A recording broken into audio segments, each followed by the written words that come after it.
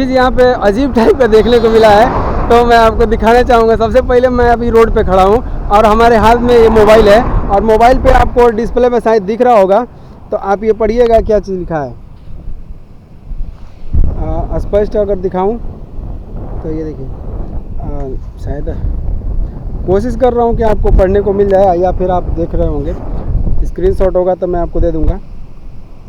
ये श्रीलंका की तरफ से हमें रोमिंग का जो मैसेज है वो आ चुका है कि वेलकम टू श्रीलंका। यहाँ से एकदम करीब में ही श्रीलंका है। नमस्कार दोस्तों, मेरा नाम है राजकपूर और आज इस आई ट्रेवल्स वीडियो में ये तीसरा वीडियो है और ये धनुषकोडी है।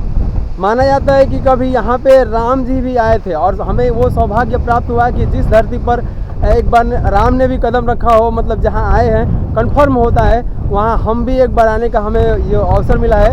इसके लिए मैं बहुत खुश हूँ और उम्मीद करता हूँ कि आपको ये वीडियो और भी अच्छा लगे। लेकिन एक चीज़ है, यहाँ पे खाने पीने की सामान जो होती है वहाँ नहीं मिलती है।